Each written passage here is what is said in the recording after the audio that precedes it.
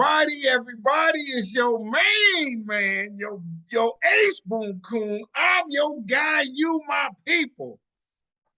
I'm that dude. Hear me out, my friends. I'm that dude that's trying to, as my motto says, inspire, educate, and entertain. That's what I got from this point on in my progression, in my business career, in my life, in my sleep, in my daily goings on. I'm telling people about Black history, and I take a positive perspective on my viewpoint. And I'm so more attuned to the positive perspective because I have people that come on my channel like this gentleman right here. Watch out. This guy gonna blow your mind with what he gonna tell you. He is an expert and he's come on Strong Inspirations. So do me a favor, my friends. It don't cost no money. It don't do nothing but a little bit of effort. Hit the subscribe button on Strong Inspirations. Little bit of more effort after you watch this video and he do what he do to you, because he gonna give it to you straight, no chaser. He gonna intoxicate your mind. You're gonna be staggering from what you have heard. Hit the like button and then hit the notifications bell for when the videos come up. You get a ding, a shock, something happens where you just get to hearing, seeing, feeling, or something that, oh, there's something new here for your entertainment and your enjoyment and your enlightenment. And so hit that button too. And then lastly, you ain't got to do nothing, but in your spare time, tell somebody about Strong Inspirations.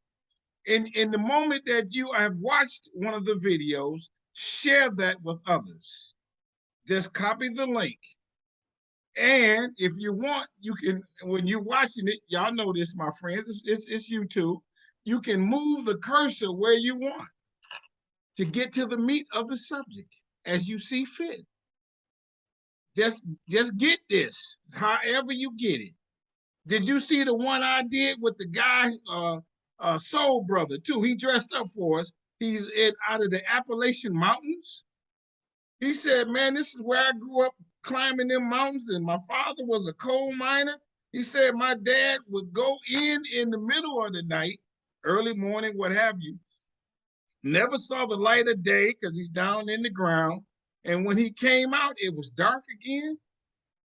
The commitment that that man had for his family to provide for them, that was the gist of that story in some respects. And all them other people out of the Appalachian Mountains, Black folk in particular, who was jamming and was making a way and a community among themselves. Watch that video. There's a few of them up on the Appalachian Mountains, my friend. I got one guy, did watch this video. My man, he lives 2 miles away from where the people who enslaved his great-grandfather live. He drives past their house on many occasions.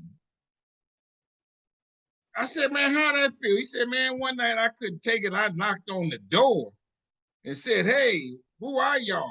Because I know that's what you did, because it's the plantation site. He don't live far. Watch that video. I got a guy on the channel. He said when he was 6 and 7, he was growing up in the South and whatnot. And so this could have been about the 50s. My man said he picked cotton. He said, and that was a hustle for us, because you can pick enough and they give you a fair wage, I guess. He picked cotton by hand. He said he was no good at it. He said his mama was great at it. She could hit that thing like that. Bam, bam, bam. That's what he says. It's on the channel. I'm not playing with you. Did you see the one? And I know my man that's coming on, he busy and all that. He rocking and rolling.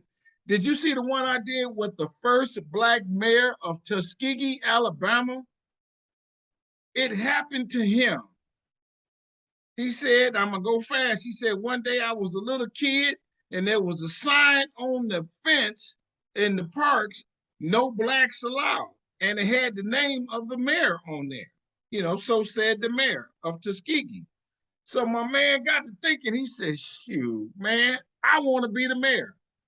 Because if the guy got that much power to stop me from going into a park, I want that. So no one will tell me I can't do it. My man got elected to the mayor. He stayed in office for about 30 years or so. And then he was a state rep. And then and presently he's on the city council. This dude don't quit. Johnny Ford, watch that video. People out of Hawaii, I got a couple of them, and all over the world. So do that, my friends. I really appreciate it. Oh, suck it. Now I'm a filmmaker, and this is my movie. It's called Business in the Black. Because, see, I've been self-employed a long time, and this Black business community and all that history kind of interests me a lot. And so I did 3 years out of my life to pull this together. And what about this? If y'all did not know, there were slaves who owned businesses and used the profits to buy their freedom. I named 20 or more of them in my movie. It's streaming on Amazon. And then, my friends, read my book, Black Business Book. Get a copy of this. There is no other book as comprehensive as this. This got 200 facts. I tell you what, if you read my book and don't learn nothing new, I give you money back. Boom, shaka, laka, a money back guarantee on the book. All you got to do is send me an email, say I knew all that. I don't ask for the book back. Maybe you'll give it to somebody else.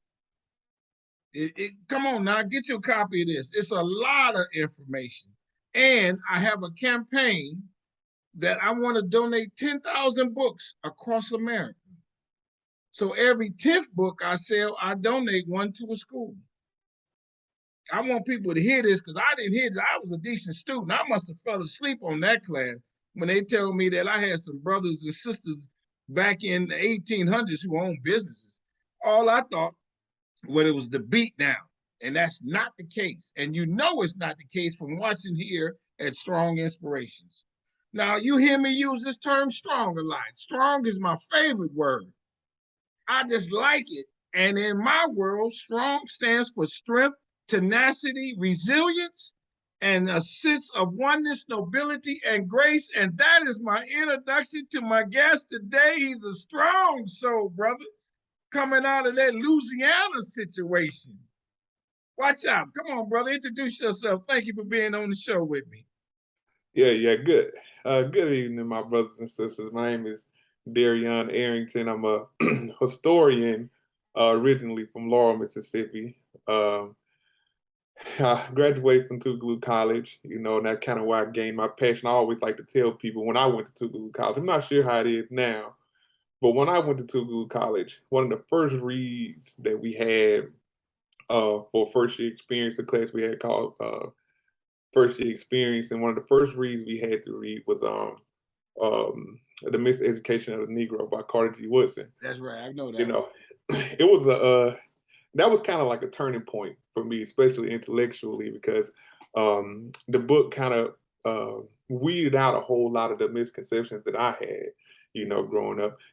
I went to law high school, and we didn't necessarily have a very comprehensive understanding, especially within school. It wasn't what we did in law wasn't embedded into the curriculum. Right, I got you. A lot of the stuff that I saw, I didn't necessarily even know the significance of them. Like, for instance, I played football at this recreational park called J.H. Briggs. Okay, hold on. Let me stop you there, because I gotta you on to something, but I mean no disrespect, but I got a couple questions for you. Let's get a little deeper. Where is Laurel, Mississippi? What is it near? Where? I'm sorry. Where is Laurel, Mississippi? Oh, Laurel, Mississippi. It's in the southeastern part of Mississippi. Probably maybe 2 hours from New Orleans. Okay. Mm-hmm, yeah. So it's a real small town. Yeah, absolutely. Probably 19,000 people, maybe. Oh, really? Yeah. Okay, yeah. Let me ask you this. And I'm in the north, everybody. I'm in Detroit. And it's big city situation for me and always have been. When you in a town like that, does Laurel look like in the movie Sounder or something like that? Is the buildings are small? the black people on one side, the white people on another side, that kind of thing?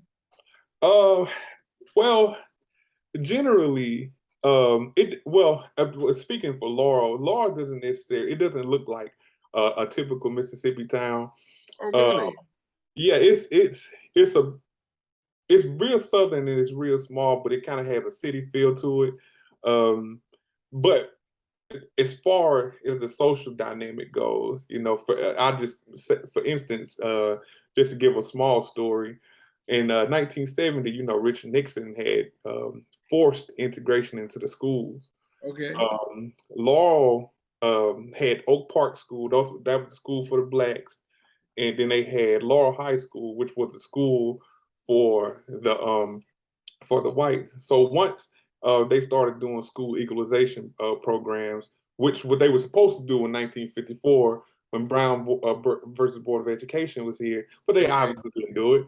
But once black students began to come to Laurel, we had a situation where it's popularly named white flight. So what happened there is they started going to the county schools. All the economics artist students, they started going to the county schools, and they didn't live in the county schools. They would give guardianship to those uncles and cousins who all lived in the county. So in the midst of 2 or so years, Laura went from 100% white to 90% black. Really? Yeah, yeah. Okay. Now, okay. So with that in mind, what was the white side of town? What was the black side of town called? Well, so the black neighborhoods, we got, like, for instance, I grew up on the west side. That's where I grew up. We call that the west side. General Persian. So that's one of the black side. Then you go over a few more, then you got the projects. We call it the BYP, the Brickyard Projects. Okay. It's literally just a housing projects. That's really what it was, made of bricks. So we call it the Brickyard. Then you go to the east of where I'm from. Then you got Queensburg, which is called Brown Circle, and it's called Queensburg. And then you Is that cross the the white track. side or black people on there Oh too? no, I'm still on the black side. I'm Okay, still on you're the black okay. side. Okay. Because generally, there's not really a white side of Laurel because they don't live in Laurel. They may work in Laurel, Okay. but they live in the counties. They live in Okay. the Hebrons. They live in Ellisville. They live in places or in places like that. But Yeah. you do have the ones who do live in Laurel, and I guess you could call this the white side. They live in North Laurel. Okay. But most of the areas in Laurel are occupied by black people. Oh, okay. Let me ask you this question, and I'm gonna go straight to the point. I don't mean no harm, and you'll get it. Have you ever been called a nigger? No, not to my face. No, no, no. But you've heard the term. Oh, absolutely. I mean, a white person using the term.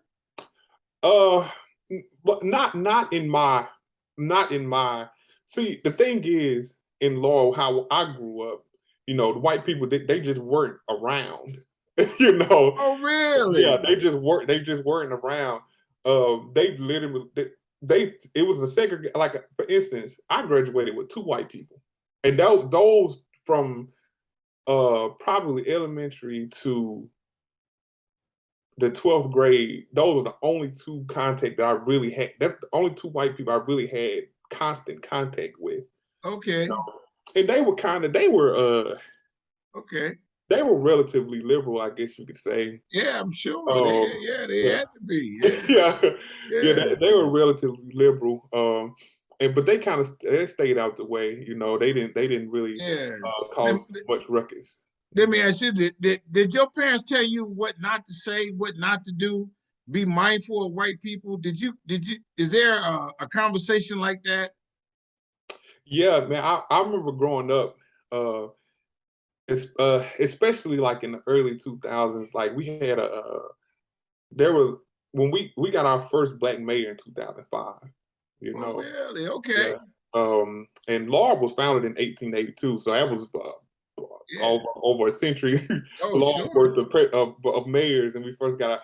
But I would just remember around that time, my mom used to always tell me, my mom and my father, they used to always tell me, if you ever get into it with an adult, do not try to handle it yourself, because there are certain experiences that an adult would have that you wouldn't at your age, you know. And Okay. I never understood it until I got older. I got you. Let me ask you this. So when you went to town, the white men was the ones wearing the suits and that worked in the whatever corporate businesses and stuff like that. Oh What did yeah. the black people do? What was their major employer? And what did black people do for a living mostly and that kind of thing? Yeah, so Laurel is an industrial town. Most of the economy uh, is basically plants. You got manufacturing plants, Howard Industries. You got the chicken portraits, Sanderson Farms. Okay. You have the wood company, lumber company, Masonite, and that's where most of the black people, like those are almost 80-90% black, So Yeah, most black people, yeah, they do industrial work, I definitely. got you. I Yeah. got you. Is there do you know this? And then we're going back on you and your family. Do you know where the plantation is in your family?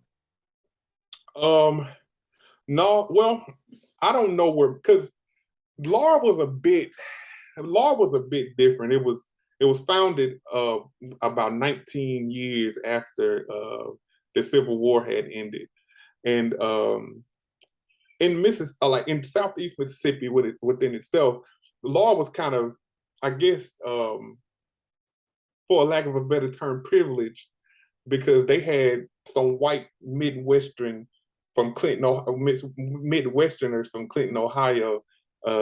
They came and they built most of these industries that we have in law to this day. Oh, The really? Eastman and Garden Company, and they pretty much gave black people fair wages. Now it wasn't a utopia. I Yeah, don't I don't yeah, want to paint it that way, because even yeah. in that time, it was this guy by the name of John Hartfield. He was lynched in 1919. Um, he was what this side of the story goes. You never know with these Yeah, stories, but the yeah. story goes that it was this white girl who worked for It's this always a white this girl. hotel. Yeah, yeah. It was this white girl who worked for this hotel, and she claimed that he assaulted her. You know, and he went on the run for a little while, and they ended up finding him and lynching him. So it wasn't a utopia. Um, White people, especially the Midwesterners, the one who came, they had mansions and whatnot. But you know, black people, they had their own business district. They call it the Front Street Establishment. They Okay, had a bunch of black doctors, black lawyer, had a black lawyer, black dentists, and so on and so forth. So law was okay. kind of privileged in that regard, in that particular. So we didn't necessarily have slaves in law, but if you track it back to the Free State of Jones days, obviously in the Ellisville, because Ellisville been around much longer than law, about 70 years longer than law, they did have it, and obviously Okay. that story, how they had their secession, and the Knights went, and then fought with the Union, which was kind of Now, what you talking about now? the Free State of Jones. Well, I don't know that story. Oh, okay. Well, let me just give you a small break. So, Yeah, yeah. What? Well, no, hold on. What are you calling this? The what now? the Free State of Jones. It was a movie. A movie came The out Free about it. State of Jones. Yes, yes. Okay, go ahead. Just tell us that. Yeah. Yeah. Okay. So, what happened there? It was this guy by the name of Newton Knight. His grandfather was a slave owner. He owned a lot of slaves, but they owned them in like the Smith County area, which was it's all kind of close. Smith County, Forest County, Jones County, all kind of interconnected in some way. Wayne County. Okay. But his grandfather had this slave, and he ended up falling in love with her. So they ended up, dating, and they ended up going. Then the Civil War ended up happening. After his grandfather died, the Civil War ended up happening, and with him having a black, I guess you could say wife, I don't, Uh, girlfriend, wife, whatever you want to call it. he kind of didn't want to fight for the Confederacy anymore. He looked at it. Oh, okay. He was I like, got you. yeah, he was like, they're not really fighting for the poor. I don't have any money, Yeah, So yeah. he ended up fighting against, robbing them. He was basically Robin Hood in a sense. Okay. He ended up robbing them, taking things, and they had their battles, and so on and so forth. And he was one of the success. He was one of the guys who left the South to fight for the North, and yeah, that was just that's kind of the basis of it. That's kind of what happened. Now, hold on. So, how do you know this story? Is it a story that they tell all the kids in school, or No, I is didn't it learn this. a famous story down there? That kind of thing. I didn't learn that until I became an adult. I didn't Okay. learn any of that at school. They made it's a movie about it, starring Matthew McConaughey. It came out about what 2016, Oh, 2017. really? Yeah, yeah, and yeah, it's. I mean, it became famous, Yeah, I got you. I got you after as a the result movie, of but that. it wasn't growing up. No, I never even heard of that before. Now, in a town like yours, and we're gonna get to some more of what you've written about in your book and stuff like that. In a town like yours, the big movers and shakers are who in the Black community? Now, But then, oh growing up and even as far back as you could probably cite, who are the big movers and shakers there? yeah, as far as Black people, it was mostly the people in the medical field. Um, like for instance, this man by the name of Dr. Benjamin Murph. He wasn't from Laurel. He was from Sumter County, South Carolina, and Okay, he was a dentist, and he was well renowned. He went to this Black college in Nashville, Tennessee, called yeah, Meharry. Mahira Yeah, yeah. Medical School, and he came down in July 17th, 1935, during the Great Depression, and that's kind of where when Laura was kind of in a real groove economically, and black people rather were in a real groove economically. So most of the people in Okay, the medical field, the doctor, T.J. Barnes, he was a physician. okay. So those were the high rollers. Those were the guys who pretty much called the shots. Them and the Oh, preachers, obviously. and the preachers. Okay. Yeah, I thought the preachers. Now, what about this? As we move up just a tad, is Law big in the civil rights era? Do they have marches and stuff like that going through Uh, Laurel? Now, No, back in the okay. 50s, and yeah, yeah. Oh, yeah, yes, absolutely. See, the thing is, you don't hear a lot about Laurel within the civil rights movement. You had people who kind of talked about him, like Local People by John Dibner. He talked a little bit about it. In Struggle by Clarence Claiborne. He talked about it a little bit. It's a woman by the name of Patricia Michelle Boyer. She wrote a book about the Piney Wilderness. She talked a lot about the Laurel civil rights movement. But in my particular book, I kind of get into the meat and potatoes of it. I'm from there. I got family there. I know people there. I got a degree in history, so you Okay, I did a whole lot of reading and writing, and I wouldn't have never known anything about this if I would have never done it for myself. okay. So, Hold on. Let me stop you there. You got a copy of the book? oh well, no, well, it's not going to be released to December. Oh, okay. So Yeah, tell us the name of the book and yeah, as yeah, the intro to the book yeah, conversation. yeah. So my book is called "Standing Firm in the Dixie." Um, that name was inspired. I like to tell people this part. That name was inspired by a a Jet magazine article written on Benjamin Murph. Benjamin Murph in 1965, his house was shot in July and September of 1965, and they This kind is of is this in Lowell? yeah, this is in Laurel, yep, Okay. In the Okay. Queensborough community, Okay. and his house was shot into, and despite all that, because I'm gonna get into him. I'm gonna get into him a little later, Yeah. because he was it was kind of a dichotomy between him and some of the local people. in the city. But Benjamin Murph, he's a black guy, white guy. Yeah, he's a black guy. Yeah, he's a black guy. Yeah, he's black. And some other black people don't like him. Yeah, it was. That's what you about to say. Okay. Yeah, it was. Okay. It was definitely some. And so it might have been black people who shot in his house. It could have been. It could have been. Okay.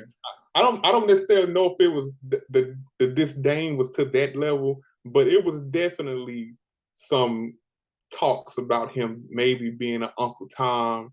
Oh, really? Yeah. Okay, He was. Okay. I see where you're going. Yeah. It was some. It was definitely some. He did great for the community overall, but it was some people that definitely didn't like the way he went about civil rights. Massive resistance, protests, and so on and so forth. But he had a reason for why he did it. Yeah, but I'm sorry. I'm about. No, I don't mind. Since you started it up, I want to finish that thought so we don't finish. We don't lose it. Yeah. So now, this guy here, is he in politics, or he just running around talking and making some movements? Well, so Laurel's NAACP was founded in late 1947 by a guy by the name of Robert Thaddeus Thomas. He was a guy from Mobile, Alabama. Like I said, a lot of people were migrating to Laurel because the front, their black business district was really flourishing at that time. Even within the Great Depression era, they were really flourishing. But yeah, it was founded. So he became the vice president though of the NAACP, and Reverend Thomas ended up leaving in 1951. So Benjamin Murph took over. Okay. He was really, really, really. I don't know if you're familiar with Medgar Evers. Yeah, familiar with it. Yeah. Yeah. So him and Medgar Evers were really, really, really tight. Because Benjamin Murph, when Medgar Evers began making the youth councils for the NAACP, he really, really, really became like essential to recruiting children. Like Laurel had the biggest youth council in the state of Mississippi when it first started. He was recruiting them like that, but he was so popular around the city. He was one of the only dentists. Yeah, he was only one of the few dentists in Laurel, and on top of that, he just exemplified what manhood would look like, I guess you could say. I got you. So yeah, the discrepancy came in. Now, Benjamin Murphy was born in 1907, right? Okay. Especially during like when CORE and SNCC came around. Benjamin Murphy. So the White Knights were real heavy in Laurel. It was a man by the name. What are they? Oh, it's a Klan group, a KKK group. Oh, so hold on. Let me stop you there. I didn't know that. Mm-hmm. KKK groups have separate names. There are groups with separate names. They're still the same thing. Yep, absolutely. They had the White Knights of the KKK in Laurel, and the White Knights and the KKK, and the White Knights of the KKK in Laurel, they were different. They weren't wearing hoods. They wasn't walking around with guns, toting guns, and having Klan rallies. They were a bit different.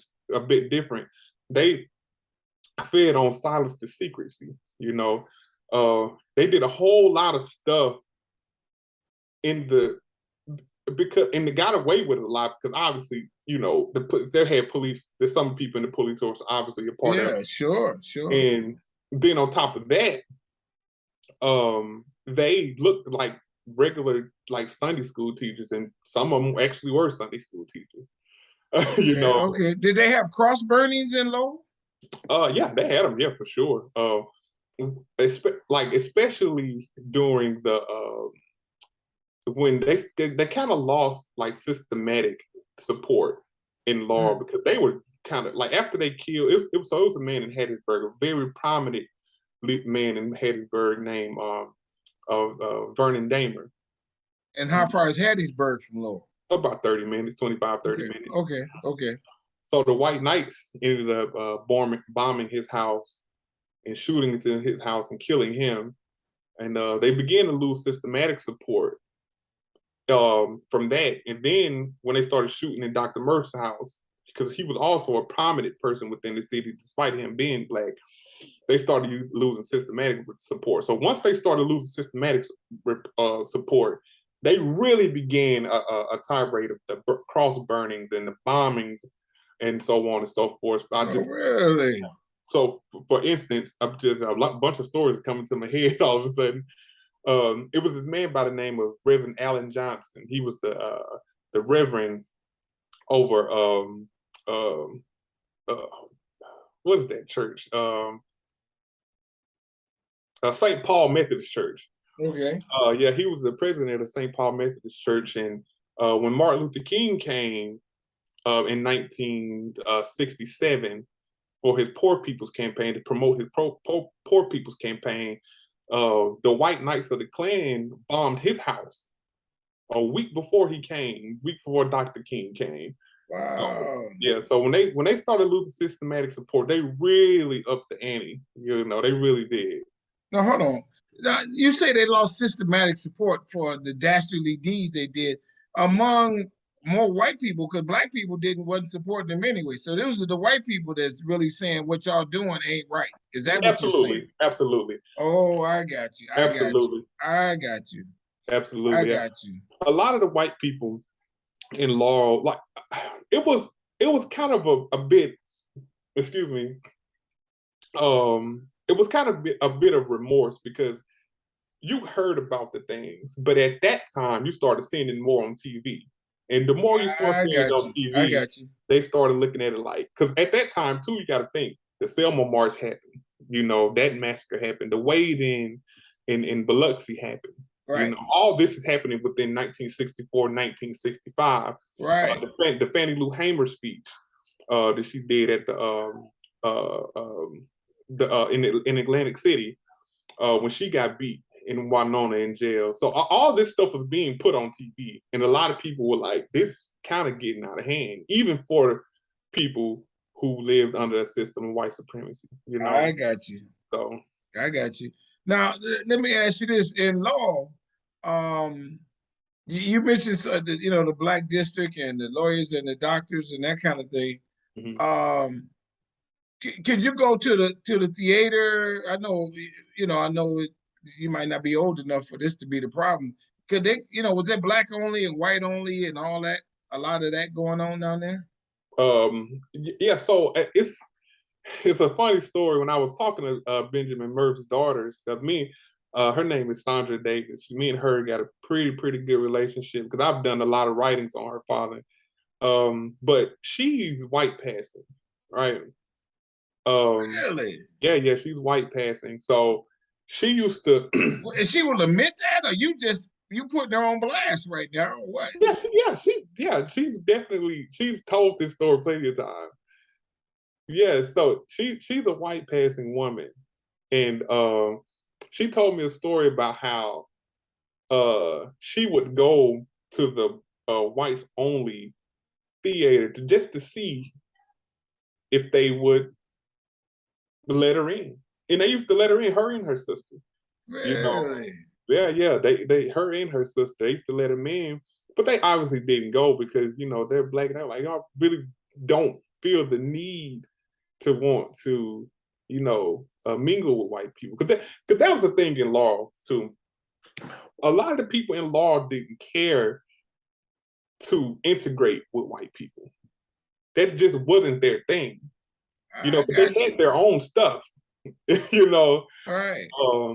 For instance, that was kind of some of the reasons why people had an issue with Dr. Murph. Like, when they made Oak Park into a elementary school, because that's what they did. They didn't close the school down, but they made it into an elementary school. A lot of black kids didn't want to go. They wanted to stay at Oak Park. They were fine living in their communities amongst their people. Right. But Dr. Murph was really not. He was more of a centrist, I guess you could say. Okay. He didn't really want to shake the table. But when SNCC and CORE, when they all came to law, they really were trying to integrate everything, you know. And Okay. Dr. Murph didn't really want that, not at the expense of the children, because of the white knights of the KKK. He lived in law, so he knew what could possibly happen to these kids. And obviously, I got a cousin, my cousin Larry McGill, who was 13 at the time. He was beat with bats and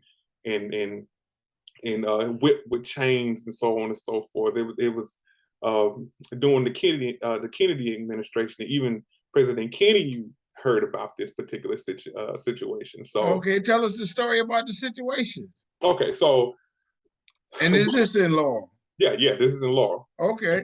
So in 1963, it's a guy by the name of Lester McKinney. He was after the Freedom Rides, he was placed in jail. You know, he was taken to jail in Jackson. So Bob Moses, who was in Macomb, Mississippi at the time, he was like, you know, we finna kind of move everybody around, and we finna really try to integrate all these different places, you know. So he sent Lester McKinney and Diane Nash. Are you familiar with Diane Nash? You're familiar? No. Okay. So Diane Nash, she was a civil rights leader. She was married to James Bevel, one of King's closest confidants. Okay. She was married to him, and she was civil rights leader. She was a fierce woman. She's out of Laurel too. Oh no, she's not from Laurel. She's from Tennessee. She's from Tennessee. This is in Tennessee. Okay, okay. But but her and Lester McKinney, they all went to school in Tennessee. But they ended up coming to Laurel and organizing the Laurel Nonviolent movement. So in 1963, they went to this burger shack, you know, and in this burger shack, it was whites only. Now the thing is, though, what is a burger shack? Is that just a restaurant? Yeah, it's just a restaurant. Yeah, but that's what y'all call it. Mm-hmm, yeah. I believe that's what it was called then. Yeah. Yeah. Okay. So Black people could order food in there, but they just couldn't sit in there. Right. So Larry McGill, my cousin Larry McGill, Jerry Harrington, and a few more people. His mom dropped them off, and they were going in, and they sat down at the lunch counter. Okay. So they saw them. They let them sit there for a while, believing that they were going to move, and they never did. So they pulled out shotguns, and they told them, if you don't get out of here, I'm gonna blow your stomach up. So them as kids, they're 12, 13-year-olds, they tried to leave.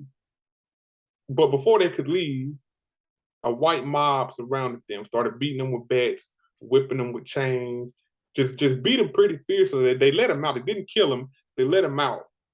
So that and that particular situation blew up so much, you know, that even President Kennedy was like, yeah, this is kind of, you know, this is kind of getting out of hand, you know.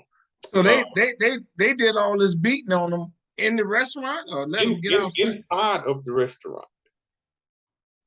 Is that restaurant still open today? Oh no. No.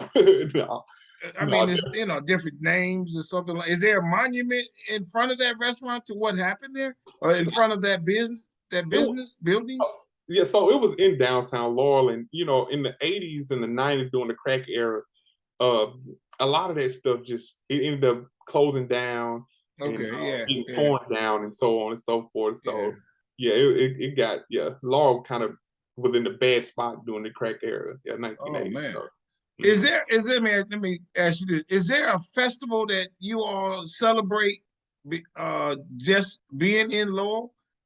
You know, I mean, like, I don't know, is it like a crab fest, or is there a Black History moment that you all celebrate for being in Laurel?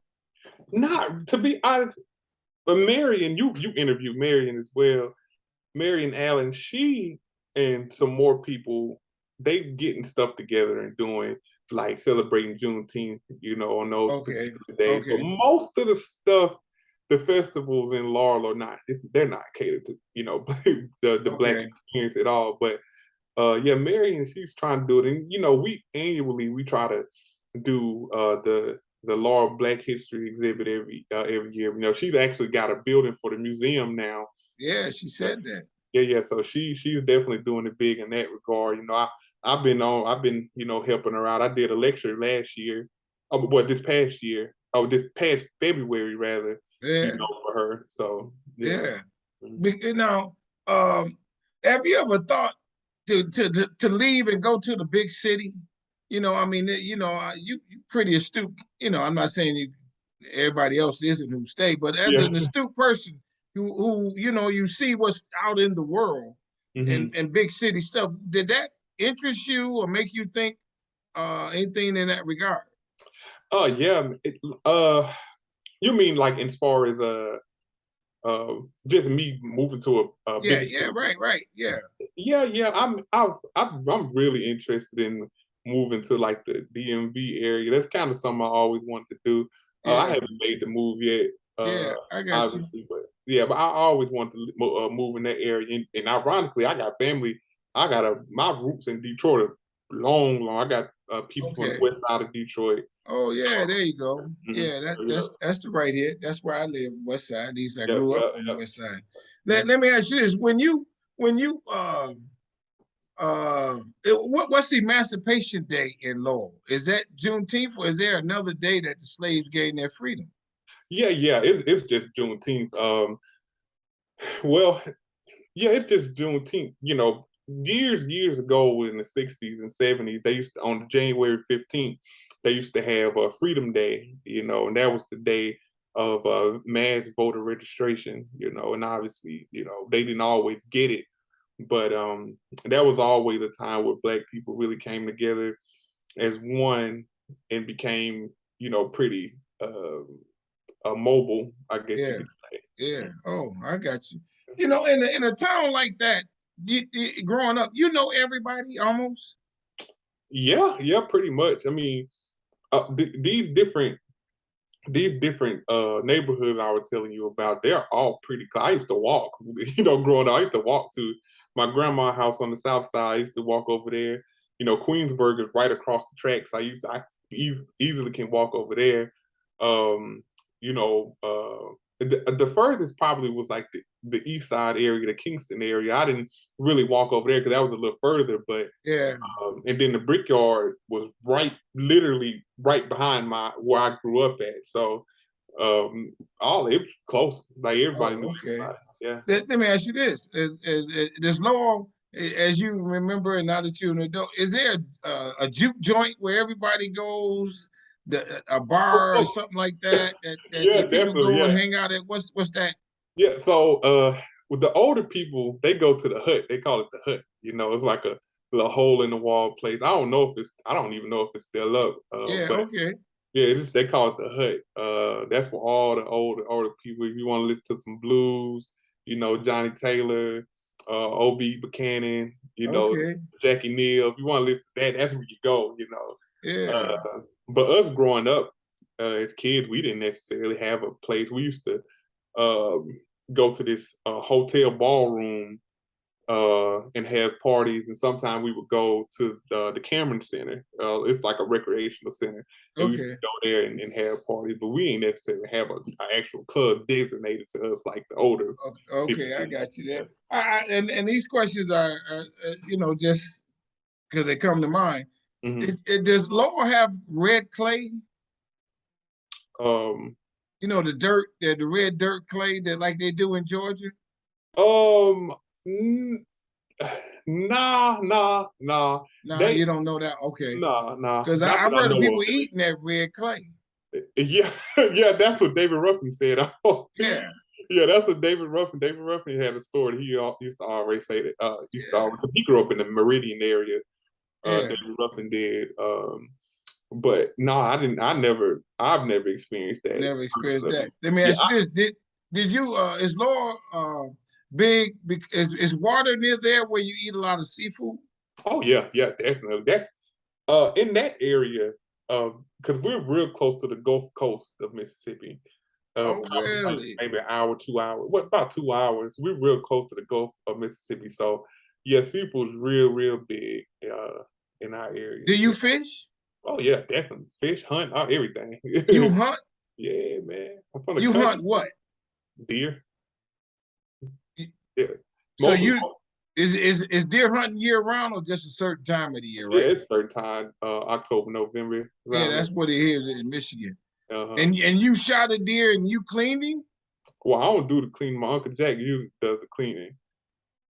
Yeah, I'm not. I ain't that really. I'm not that into it. You Yeah. know. It's just a something to get out. I guess you could say. And I love deer meat, so Oh, you know. do you? Yeah, yeah. Growing up as a kid there, how did you play? Because I mean, Mhm. in a big city, I got a lot of something activities or whatever. And I guess I just wonder, with so small a community, how do y'all play to pass the time on a Saturday afternoon or any of that kind of thing? Yeah, yeah. So we had a whole lot of recreational centers. We had J.H. Spriggs. We had obviously the Cameron Center. We had the L.T. Ellis Center. So most people, or we just played sports mostly. That's kind of all we had. That's all we could do. Like we shoot ball at the L.T. Ellis Center. We shoot ball at the Cameron Center. We'll play football at J.H. Spriggs. And Okay. yeah, that's kind of what we did. We didn't necessarily have like a boys and girls club or nothing like that. Well, we Yeah. did. Somebody Yeah. set it on fire though and burnt it down. Oh, really? Yeah, yeah, we did though. But that's that's really about it. We just had to play sports. That's kind of all we had to do. Mhm. Yeah. A couple more questions. What kind of music do you all listen to? Is blues more it, or Oh yeah, more of a R&B kind of music, or yeah, what's the style that mostly is played there? yeah. So blues was founded in Mississippi. You Is know, that right? yeah, yeah. So it's mostly all blues. Our I guess you could say OGs of that of Yeah. blues like BB King, Robert Johnson, and so on and so forth. And so blues like it's a in Bay Springs is real real small community, probably 25 minutes from Laurel. Okay. They have a blues fest there every year. Every year, all the blues artists, Kingfish, Calvin Richardson. Yeah, I don't know any of those names. Yeah, they all from that. But Calvin Richardson is from uh, he's somewhere in North Carolina. Kingfish is from Greenville, And Mississippi. I've heard his name. Yeah, Yeah. yeah. Hmm. Do you like blues? I mean, I'm yeah, I mean, I Okay. like it because I know the songs because my father was he used to DJ growing up, uh, Okay. and he just always played blues. But me personally, I'm a big fan of like '70s funk, Stevie Wonder, Oh, Sly and the Family really? Stone, yeah, Sly and the Family Stone, the Ohio Players, and so on and so Okay, forth. now you're talking. Now you're Yeah, talking. yeah. Let me ask you this question. uh, And I mean no disrespect. Are you a country boy? Yeah, yeah, I'm definitely country. I mean, I don't. Uh, it's kind of it's phased out a little bit, because I've done a lot of traveling. I've seen a lot of stuff. I've Okay. talked to a lot of people, so a lot of it is kind of not. It's not there like it was once before. Yeah, yeah. You've expanded your horizon. Oh, Yeah, oh yeah, yeah. yeah. But like I know a lady, and she tells this story. She says that where she lives, there is no lights outside. There's no street lights. I Oh, mean, she's in a rural area. hmm. So when it gets dark, she can't see nothing in front of her other than what the moon gives her. You know that experience? Yeah. I never lived it, but I got family that lives in like Quitman. My mom's from Heidelberg. Um, in those particular areas, like for instance, like my aunt, she used to live in Quitman. She lives in Bossburg now, which is another country rural area. But like her neighbors, like it was her house and the neighbors, you had to go way down the street, to even see the next neighbor. And they never had street lights. Yeah, Yeah. yeah, I can imagine. Yeah. Um, We so didn't even have sidewalks growing up. I didn't walk sidewalks. We didn't have sidewalks. They have them now, but when I yeah, was growing up, no, we didn't have sidewalks. We had yeah. to walk in the road. Then when a car came, we just came and got in the grass. Fireflies. Yeah, fireflies, mosquitoes. We call Well, them. fireflies. I used to catch them in a jar. Yeah, we still we really. They wasn't that prominent though. We had them, but they weren't really prominent. Like we have like love bugs and like dragonflies and um mosquitoes. Like we have those type. We didn't really have crickets. Crickets. We had a lot of crickets as well. Oh, really? Yeah, yeah. We didn't. They got- We had. It depends on what part of Mississippi you're from. yeah. Do they and they have snakes in the grass in certain spots? Oh yeah, oh yeah. I've killed plenty of snakes Oh, really? growing up. Yeah, man.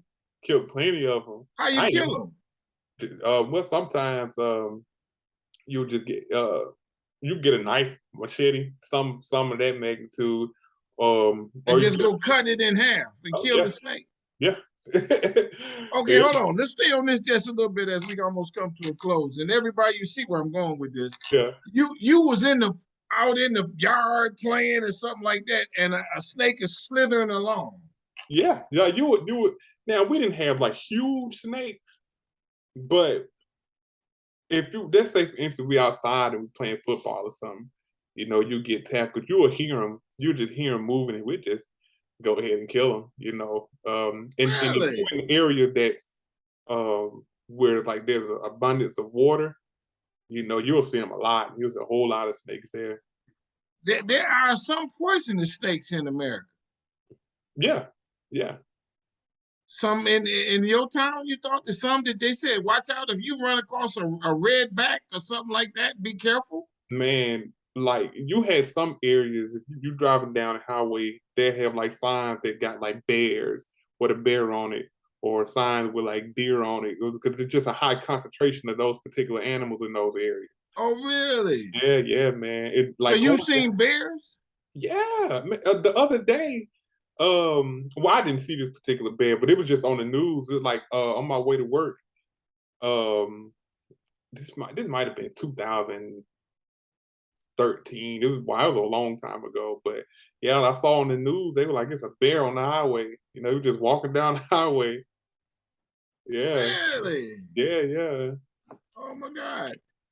Just a couple more. So Mm. now that the city is and there are people like you in the city, so now y'all got all the normal organizations. Is there a big dance that people go to, like do the NAACP or the Urban League or the different fraternities and sororities have dances and that kind of thing?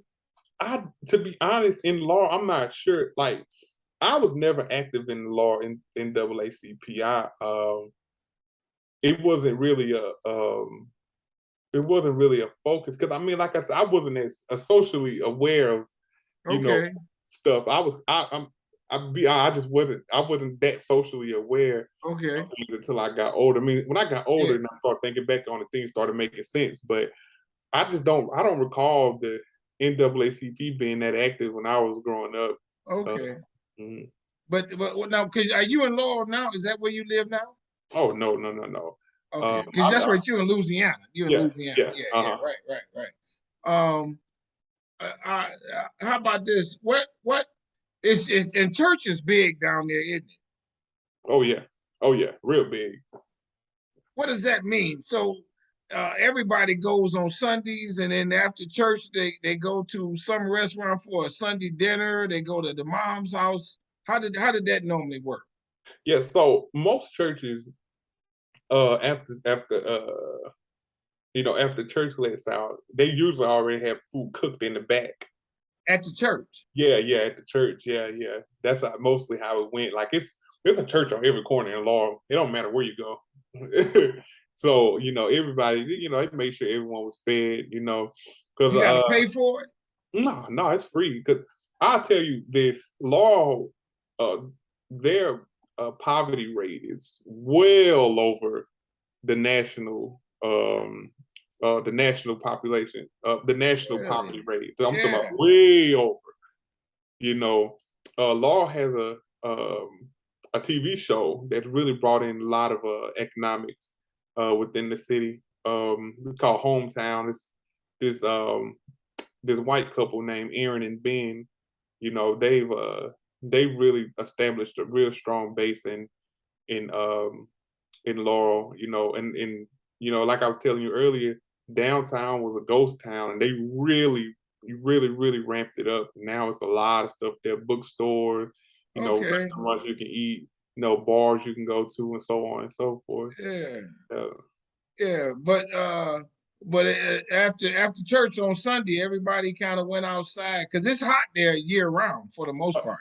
yeah, man, it's on Christmas. I done had 86, 90-degree weather on Christmas. You know, Yeah. Yeah. yeah. So it definitely we don't get it snows every now and again. Oh, You know, really?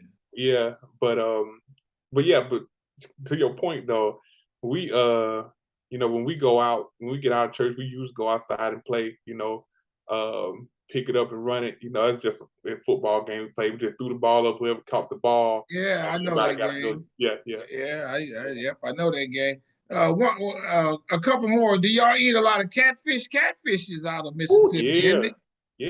it? Yeah, man.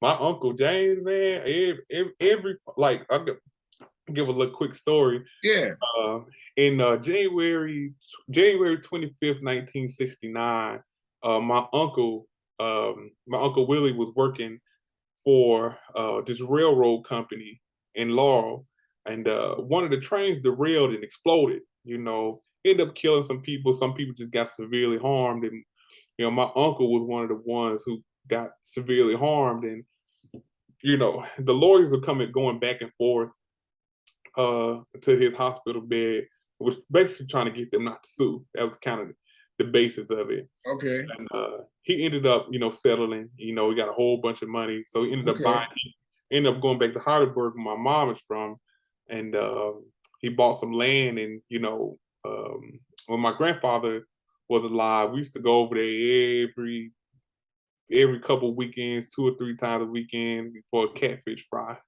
Oh, really? Yeah, Because yeah. because catfish is they're catfish farms and all that in Mississippi, Oh right? yeah, definitely. Yeah. Um, yeah, for sure, man. I worked a job and we had catfish on every Friday. Every Friday we had catfish. I like catfish because catfish is kind of meaty, but catfish is not the best fish for you because they No, it's eat off not. the bottom. Isn't that? Not yeah, they're definitely bottom feeders. But most of the stuff we eat here are not really that good for you. I'm gonna be Yeah, honest with you. Like yeah, catfish, they're bottom feeders. Shrimps are bottom feeders. Crawfish, they're bottom feeders. Um, you know, obviously, you know, people in Mississippi, like, well, in most of the South, to be honest, eat like chitlins, you or eat chitlins? chitter. Yeah, or chitterlings is what how you Yeah, properly pronounce, but we call them chitlins in the black yeah, community. yeah, You know, most of the stuff that we eat it's not yeah, great. yeah. No, sure, I Yeah. understand that. And sweet tea, a lot of sweet tea. Oh yeah, man. McAllister's is one of the. There's not a McAllister's in Detroit, huh? No, Yeah, well, it's McAllister's is a deli. You know, they make okay, sandwiches and big okay, salads and whatnot. But they okay. sweet tea, famous sweet tea. Is that right? Let me Yeah. ask you this. You proud of yourself, man. You come from that. You got your undergrad degree, Mhm. and you got your master's. Yep. And so, do you teach?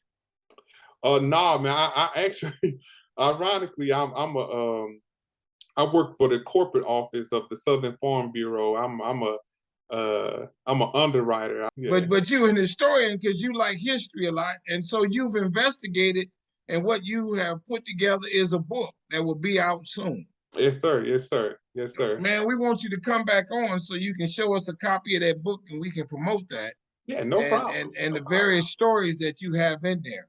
Hmm. And so because it is a small town like that, you grew up good. Y'all didn't have, y'all, it was a big community. Like I say, everybody knew everybody, and, Yeah, and there yeah. was a lot of love within that community. Is that the moral of it? Uh, yeah. Are there buildings in Laurel or in the rural part, and I know there are though, that look like they looked in the 1800s, still standing? Yeah, man, yeah, it's places in Laurel that look still look like that. You know, Laurel downtown district, though it is like it's burgeoning, it's a pretty Yeah. um, a busy area. It still looks like it did in 1960. You know, um, Okay. it definitely still looks like that, and you can go to different places like Vicksburg, Mississippi. You can go to anywhere in the Mississippi Delta. Any any poor city, I guess you could say, most of their stuff is still gonna look like it did 50 years ago. Yeah, or even more longer than that. Yes, Because yeah. I know people. I got a guy that he's and this the brother been on a lot of times. He finds slave cabins to sleep in. Hmm. This is kind of a business for him to report what his findings are when he get there. Are there along low highways where you can see slave cabins? Do you know that to be the case? Oh yeah, man. If you go on your way to the Mississippi Delta, because the Mississippi Delta, that's where. Hold on. Let me stop you there. What is the Mississippi Delta? So the Mississippi, it's basically northern Mississippi, northeastern Mississippi. It It's was just a region, and they It's call a it region. Yeah, yeah, it's a okay. region. Yeah, it's one of the first cities in that area. Well, the first city in that area was called Mound Bayou, Yeah, Mississippi. Yeah, founded yeah, by a black man. yeah, Isaiah T. Washington was his yep, name. yep. And yeah, the Mississippi Delta was kind of it's the blackest area in the entire state of Mississippi, and it's also the poorest. So if you ride down the Mississippi Delta, you'll see you'll see cotton fields everywhere, everywhere. You'll see Really? plantations everywhere. Yeah, it's this place called Belzona, Mississippi. Um, that's kind of like from where we coming from. That's kind of the first place in the Delta that you would Yeah. come up on, and you'll even pass like this area. It's this man by the name of um, George George Washington Lee. He was killed in 1955, right before Emmett Till was killed by the Klan. And you'll still see the spot where he was killed in that area, and he was killed by a plantation as well. Really? Yep, yep. Is there a marker there? How do you know that's where it was? Oh, but it's investigation. I Oh yeah, just, so but that's what happened there. yeah, Yeah. yeah, yeah. Yeah, I got you. Well, hey, my brother, everybody, I told you you're gonna like this because we got personal. My man shared his own personal story. Yeah, yeah. And I meant no disrespect, big city man, little town man. You live better than I did in many respects. Yeah. Yeah, and because a lot of people say that when they went up north to visit their family and stuff like that, they didn't have the same synergy among the family. They didn't eat together like they did in the South. Yeah. Because did y'all eat together every Sunday for Sunday dinner and that kind of thing? Yeah, man. My grandma, like my grandmother's, my great grandmother's children, they used to all come, especially like even during lunch on Sundays, during lunchtime, they always just come together and eat. So yeah, it was, yeah, yeah. Yeah, yeah. See, we might not have done that up in the north. Well, Mhm. hey, everybody, this is what I do is strong inspiration. Don't I get it to you? I let the people, I try to come up with some questions and let the people do the talking. We gonna bring you Black history from all perspectives. Yes, sir. That's the game plan here. So hit the subscribe button on Strong Inspirations. Hit the like button on this video. Hit the notifications bell for when the videos come up. You get a ding and a shock.